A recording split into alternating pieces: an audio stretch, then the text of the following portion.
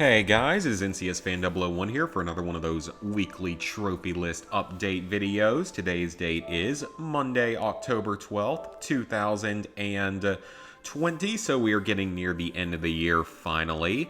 So there's actually a bit to talk about this week. This will have covered the week of the 5th through the 11th of October of 2020.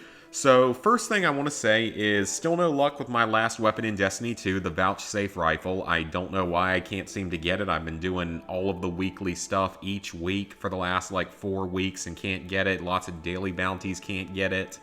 Just having some of the worst RNG ever with that. Secondly, now this is something I meant to bring up a couple weeks ago. For those of you who don't know me, Freedom Fighters, it was an old PS2 GameCube era game that was one of my favorites of all time. And it actually recently got re-released on PC. So I don't know what that means for the idea of it maybe coming back on console, but that gives me some kind of hope that, maybe there's a chance we see something with that in the future. I mean, we can be hopeful, but whatever. And then the last game I want to bring up is, we're playing through Overcooked right now, Overcooked 2, and currently I don't really know yet when or if I'll be starting on that game for a Platinum Trophy, because the base game isn't too difficult, but some of the DLC levels are a little bit out there. Some of these Horde levels are pretty high blood pressure situations, so we'll see what happens with that. Hopefully I'll know within the next couple months if I end up wanting to put that on my main account. I mean, you about have to now that I did Overcooked 1, same as how I gotta do Harry Potter Deathly Hallows Part 2 once I can find a copy of it that isn't absurdly overpriced. I mean, I might just have to go with 25 bucks for one. Little bit ridiculous, but it might be my only option for that. So, in terms of the trophies I earned this week, I earned them in 2 games. So, right now you are seeing Call of Duty Black Ops 3 here. Now, why is this here? Because my friend Marshall came and hung out one day earlier this week because he was down here for a few days visiting family. So, we got to hang out and we were playing Call of Duty Zombies. He's a big Zombies fan, the way that I have been in the past, especially with Black Ops 2 and Black Ops 3. He's a bigger fan of Black Ops 3 Zombies than I am, but regardless, we were playing some Revelations, and as you're going to see here, I randomly popped a trophy. I am surprised I didn't know that this trophy existed. I mean, this was completely just randomly playing. It was on a run where I got 2 really good weapons at the start, so I was just powering straight through. So for this trophy, you have to override all the corruption engines. There's 4 of them that you have to override before finishing round 6. There's 4 of them around the map, and it's really not hard to do. I realize that now. But, I mean, I can't complain. It's another trophy, so it put this a little bit higher up on the list now, even though it's not like it's any sort of priority for me at this point in time. It's a little bit later on in the priority. As far as I know, Revelations is one of the easier maps from this game because that's the Easter egg trophy, so the Easter egg isn't too terribly difficult. This one, you have to have someone in your party has to have completed all of the other Easter eggs. So Shadows, ZNS, Drizendrock, and Gorod Krovi, while also finishing this Easter egg. So as long as you have someone in the party that's done that, or if you have, then you're good to go with that trophy. It should unlock at the same time as the other one. As for this one's basically unmissable. This is sort of the first major thing you want to do on the map is recovering the Pack-a-Punch machine. You have to activate the 4 engines and then trap the giant monster. I believe that's what you had to do, but it's been a while since I got that one, 4 years. Don't know how to do this one, and it looks like it's pretty rare. This one seems like it shouldn't be as hard as it is, but I guess just getting that many zombies grouped up has been giving me a little bit of trouble because you have to use the corruption turret, which is 2,000 points on the corruption engine to get that many kills. Visit every location within 2 minutes. That's another one. Really, we got all 3 of these trophies except... Yeah, I think we did get all 3 of these trophies just by playing the map for fun in the past. We were also playing some Black Ops 2, a little bit of Transit, a little bit of Town. What else do we play on that? Mob, play a lot of Mob. That was one of the best rounds we've had of Mob in a very long time, if ever. Then you have to wear 3 different hats. I don't know how to do that, but I don't think it's particularly hard to do. 10 enemies in one shot with each Wonder Weapon. I don't know how many different Wonder Weapons there are. I know that there's the one that's like the tentacle monster thing that shoots out like a black hole. Then I think that there's some kind of monkey bomb type weapon that you use as a throwable, and I think there's maybe 1 or 2 others. So I don't think that's too difficult. And then, of course, we have this one. And let me see, I didn't get a trophy in this, did I? No, I didn't think I did. Okay, I was just curious about that because Zombies Chronicles I did play a little bit right when it came out. It has an easy trophy for Shi No Numa, fairly easy trophy. The Ascension trophies are both really easy, just like they were in the original. Shangri-La, you have to do the Easter egg and use the Shrink Ray, which the Shrink Ray part isn't too difficult. And I think the Easter egg's actually easier because I think now you can maybe do it with one person, but I'm not sure. The Moon, I think this is the same as the original where you only have to complete the first like 6 or 7 steps, which is not really that difficult at all. This one, I'm sure, is going to be a real pain in the ass because this one was awful on Black Ops 1 on the PS3. This one is, of course, the Origins Easter egg, which I think it's a lot easier now, but I would need someone to carry me through that eventually. All 4 challenges in one game. I don't think that's terrible. Might be able to get both of those in the same game. The Knock Trophy is relatively easy as long as you're, careful about it. The Verrucht one, I think you need Deadshot to even be able to do this, and you can only get Deadshot from the Wonder Fizz machine. And then this Kino one is purely luck-based. It's not really difficult, but it's just purely luck-based. I'm not going to go through the rest of this because it's not like this is a high priority for me or anything, but, it was cool to earn an extra trophy in it, just slowly getting a little bit of progress done on Black Ops 3. I mean, I will eventually go back and get this Platinum in 100%, most likely. But, like I said, it's just not really super high on the priority list right now. And the main game I worked on this week was I played through Call of Cthulhu, however you wish to pronounce it. This is a pretty easy platinum trophy. It's a walking sim / sort of exploration game that's played in first person. There's some dialogue stuff in it. It's a very easy platinum. I'm a little bit surprised it's so rare because it's only around a 24 to 25% on PSN profiles and only a 3% here. So I'm a little bit surprised that it's that rare because it's really not difficult as long as you just follow a guide. I suggest the PlayStationTrophies.org guide. There's one there. Bad Driver's got a guide. All the Shinies has a guide. So I'm sure there's a few others out there. But it's a relatively easy platinum trophy as long as you know what you're doing and being careful and just following the guide exactly. It's not a bad game, but it's definitely a little on the weird side as to be expected with the Cthulhu mythos and such. But, it could have certainly been worse of a game. I wasn't particularly interested in this one, and it takes some weird turns later on with some of the, almost dreamish sequences, and the fact that it literally turns into a first-person shooter during one mission. I'm not even kidding about that. It's like Chapter 12 is basically like a first-person shooter chapter. So as for the trophies, you have to max out one of your skills, which you should get naturally, especially if you're following the guide. I mean, really, as long as you're following the guide, you'll get all these. These hidden items, you have to have the spot ability maxed out pretty much to find some of them. There's maybe like 28 or 29 in the game, so you can miss quite a few. Inspect a bunch of items. This one's pretty much unmissable. You're going to be doing this just pretty much naturally, I'm pretty sure. This one, it's very common, but it is potentially missable. I mean, most of the trophies are missable because this game does not have chapter select, by the way. So for this one, I highly suggest just inspecting the dead whale at the beginning of Chapter 2, and you'll get it right there. There are 7 blue bottles to find. Some are in the main world, some are in the reconstruction scenes, but there's 7 of them. Then these are related to, those 3 are all just related to various types of collectibles. As long as you're following the guide, you won't have a problem with those. You have to complete the first 9 chapters of the game without drinking. You only get maybe 3 opportunities to drink anyway, so it's really easy to get this one, just as long as you know it's there.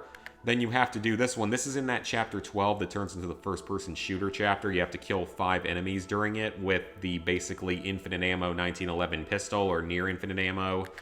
Then these are collectibles as well. There are 3 of these Necronomicon books you have to read, and that'll get you 2 more trophies. Now, these, I believe, are story-related. Okay, no, that's apparently not a story-related trophy, but that's story-related, that story, that maybe is story, that is story. This one is connected with this one. There's a couple different ways you can do it, so that's just one way you can do it. That's story-related, that's story-related. This one is one thing you can do during the Insane Asylum chapter. You have to speak with an inmate and you have to give them sleeping pills, so that's a missable one. That's story-related. That is related to dialogue. That one is story-related. This one is related to the same thing here, but you have to pick the correct dagger on your first try, as long as you're following the guide. The combat sections with stuff like this are just really kind of janky, so that's the main problem with this game. It probably shouldn't have had the combat stuff to it or the evasion sections with the dimensional thing. Other than that, it probably would have been a lot better. Story related. I think those are both story related. I'm not 100% sure on that, probably. I think that's story. That one is story. And then that one, I believe, is story if you're going for one of the sets of endings. That's a missable one. You get it fairly early in the game. You have to give some guys some liquor in order to progress. This one and this one are both sort of toward the end of the game. You do them both at the same time. It's pretty tough not to save the guy's life, but you can end up failing that one. That is a story trophy. Then we get to the end of the game. This is another one sort of towards the end related to the different endings, I believe. That one you have to save a specific character that you're not really supposed to. That one you have to punch someone in like chapter maybe like 11 or 12. It's also pretty near the end of the game.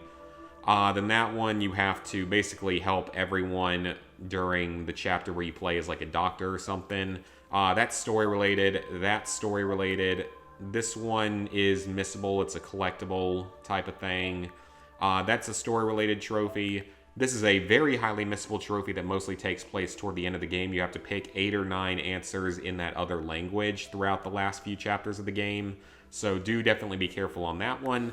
Then we get the 4 ending-related trophies. You have to refuse to take part in the ritual at all, refuse the ritual, carry out the counter-ritual, or do the ritual and invoke Cthulhu. So these 4 trophies are related to the different endings. So what you want to do for this one is during your first playthrough, once you complete Chapter 9 and you end up in the jail cell at the start of Chapter 10, back up your save to an external drive or to the cloud, then play through the rest of the game following the guide, and you're going to end up getting one of these 3 trophies. It looks like the first one I got was this one. So I got that trophy. Then you're just going to want to reload your last save and play the last couple minutes of the game again to earn these other 2 trophies. So that's going to get you 3 of the 4 ending trophies, which is a great time save, because I mean it would be kind of dumb because you'd only be getting slightly different endings if you had to play through the whole game again. And then of course for this one you will reload your save from Chapter 10, from the beginning of Chapter 10, and play through the rest of the game again, making some different choices. And that's how you get that trophy. I don't know what's really considered to be the best ending, but I mean, this is clearly the main ending. It's the gold trophy, and it's sort of the whole kind of goal of the game, I guess. So, I mean, not a bad game, but not really one that I would play again if I had the chance to. It just wasn't really interesting enough to me, even though it's an easy platinum. The game itself takes, I would say, around 5 to 6 hours on your first playthrough, while also getting all those miscellaneous trophies. And then another 1 to 2 hours for your cleanup playthrough, depending on how quickly you can play. So it's like a 5 to 7 hour platinum. It's not bad. Like, I mean, it's not too long, just as long as you're following a guide and be very careful with it and back up your save. So now we can get into a short discussion on the new trophy system, because as you can see here, I went from a level 78, I believe it was, up to 707, 87% of the way through, 19,426 total trophies, 475 platinums, 2,756 golds, 5,183 silvers, 11,012 bronzes. So yeah, they changed the trophy system heavily, and they made it now that you have 999 levels you can go up. So I'm already at 707. Some people are already at level 999, maxed out once again because, you know, they have ridiculous numbers of trophies. I have mixed feelings about the system. I'm definitely glad that they are showing they're willing to make changes into the system, and I really, really hope that the trophy tracking rumors are true, because that is like the one biggest thing that people have been asking for so long is trophy tracking. So, I mean, they need to do that, because that is just such an obvious thing that's been around on the Xbox One. It might have been around on some 360 games. Just give us that, because it's such a simple feature, and it would really be helpful for games that might have like glitched trophies and stuff.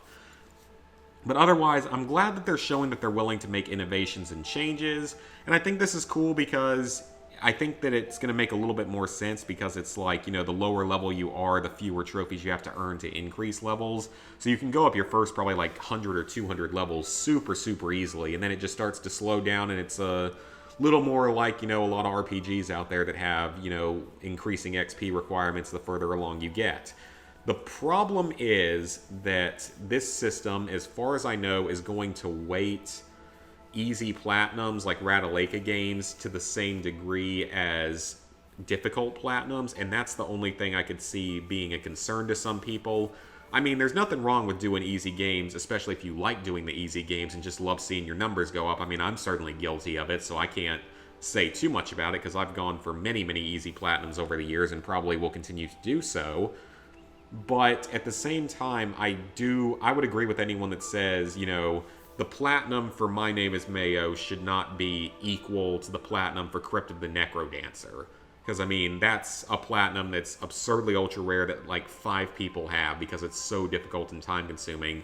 And it technically counts the same in this system as the platinum for My Name is Mayo. And then even, obviously they're going to say, platinum trophies count for more than other trophies. That makes sense. Platinum should count for more than bronze trophies and such. But then, do you want to also maybe try to think about weighting that towards the difficulty of those trophies? Because that means that literally the Mayan Lieben trophy for Wolfenstein 2 is weighted less, technically, in this system than basically any trophy in any Rataleka game because they're mostly gold and silver trophies. So the system still isn't perfect, but I think it's a nice, addition to the system, and I think it can certainly continue to be improved upon. But I can see where people are complaining about it. I don't really know what the right solution is. I think the best case scenario would be if you could somehow find a way to weight the system towards rarer platinums. But, I mean, that would be really difficult because rarity's constantly changing. So, I mean, is your ranking going to constantly be going possibly up and down as trophies possibly become more and easier or rarer? I mean, some games might have exploits discovered years down the road, like the Jak and Daxter games did, that suddenly make them significantly easier to do. So, I mean, I don't really know how exactly the best solution is. I think this was definitely a positive step, though. I don't think it's hurting anything, honestly, because, I mean, kind of already platinums were weighted the same regardless on the PlayStation Network. Now, they might not look equal if you're looking at someone's trophy list, looking over it and looking at their average trophy rarity and stuff. But it is, just something to think about. Maybe someday we'll see some kind of system in place that really does that. I just don't know if it'll ever... I don't know when or if it'll happen, but it would be great if it did. So that's really all I'm going to say about the trophy stuff for this week. So as for plans for the upcoming week, I believe I am getting Resident Evil 3 from GameFly. So I finally get to play through Resident Evil 3, get that platinum, and get another Resident Evil game off the list. That'll mean that all I have left is 0 and the DLC, 2 DLCs, with a total of 5 trophies for Resident Evil 7. So yeah, that's going to be pretty awesome to get through Resident Evil 3. I know it's not the easiest one in the series. I know it's not as easy as Resident Evil 2. But it's not, like, as difficult as some of the others. Like, it's not as difficult as, like, 7 or even 1. So, definitely excited for that, though, because I played a tiny bit of Resident Evil 3 when I was younger. So, I have just the smallest amount of experience with it. But, that should be fun. It's not that long of a game, either. It's not a super long platinum. So, that's all a good thing. And then I'll continue my quest to get through crap in Destiny 2. I just don't know how long it's going to take to get that stupid rifle. Probably, I think I found a group on PSN Profiles that I might try to do the raid with. If that doesn't work out, then I'm just going to use the app like you guys have suggested to go for the raid. I still need to look at how to do the raid in 2020, though. And then, along with that, Advanced Warfare keeps getting pushed back because I just can't seem to find a group that ends up communicating well enough to get it done. Like, I was supposed to be in a group that was going to do the carrier trophies this past week, but no one ever really messaged, and we couldn't get anything set up. So, I'd love to at least get through that map, like, this week. I know I've said that before. I'd just like to get through that one so I get one of them cleaned up. And then I only have one left after that, Descent, which is, of course, the one that I'm really not looking forward to. I mean, I know I can do the Easter egg. I know that I can find a group for the Easter egg and for the Blunderbuss trophy. That double feature mode, though, is really turning me away because I am scared of how difficult that one might be. I might really legitimately need a group to carry me through that one, even though I would consider myself to be pretty decent at Exo Zombies because I've done a lot of the other stuff solo and gotten pretty much all the other trophies in the game. So hopefully I'll be able to do that. So let me look at my current list because I don't think I've updated you guys on what my current list is for future games. So right now, the plan for October is to work on Destiny 2 and Advanced Warfare, of course, and whatever I get, Gamefly and easy platinums along the way whenever I want to do them. Maybe get started on Destiny 1. If not, then November will be for Destiny 1 and GTA 5. I want to go back and try to start working on the heist stuff, at least most of the trophies. I don't know if I'll ever do the Doomsday Heist, Elite, and Criminal Mastermind challenges. Just let it sit at 66 out of 68 or whatever forever. December, I'd like to go back to Uncharted 4 and The Division. Uncharted 4 is going to take a long time, but it's at least only 2 trophies. And then The Division, I'm only missing, of course, 1 trophy, but I'm still just not a fan of that stupid survival mode, and it's going to be annoying. And then in 2021, I will go back for things like Borderlands 3's DLC, Call of Duty World War II, its Platinum in DLC, Black Ops 3's Platinum in DLC, Resident Evil 7, all those other games. Now, the only other game that's sort of an outlier is Far Cry 2, because I'm starting to get a little closer to 500 Platinum, so there's a very good chance that within the next couple weeks you're going to see me start jumping onto Far Cry 2 to begin working on the single player for that game. Obviously, the multiplayer stuff's done, so it's not really that big of a priority, but I want that to be my 500th Platinum, so don't be surprised if you see me jumping onto that game in the near future just to start working on that Platinum, that single player, because that's about a 40 to 45 hour single player as far as I know to do everything in it. And I'm actually kind of looking forward to it because it's supposed to be one of the better Far Cry games. And I mean, the multiplayer was one thing, but we'll see. And it would be really cool to have the entire series done by the time Far Cry 6 comes out next year. So that's really the current plans for this upcoming week, as long as everything else goes fine.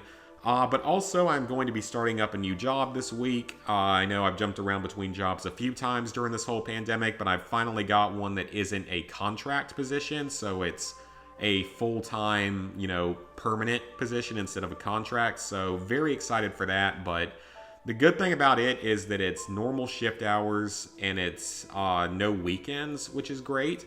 But I think it's going to be it can be really anywhere from 6:30 in the morning to 5:30 at night. So just a shift during that time. So I don't know exactly what the schedule is going to look exactly like, but it shouldn't be too different. Football season is not even half over, so Saturdays are still probably going to be out of the question, but that's fine because I love having it back. I'm certainly not going to complain about it. So, hope you guys enjoyed this video. This week, of course, there will be a lot of the normal stuff. I'm probably going to continue streaming Super Mario 3D All-Stars. I know that those streams don't get a whole lot of views, but I'm having fun playing it, and that's really what matters. I mean, we're already a quarter of the way through each of the games, so we'll get there eventually. At the very least, I'm going to beat the main game for each of them. That's what I'm going to do for sure for 64. I don't know yet if I'm going to 100% 64. I'm probably going to 100% Sunshine and Galaxy just because I know those games a lot better and I have a list of all the blue coins now in Sunshine.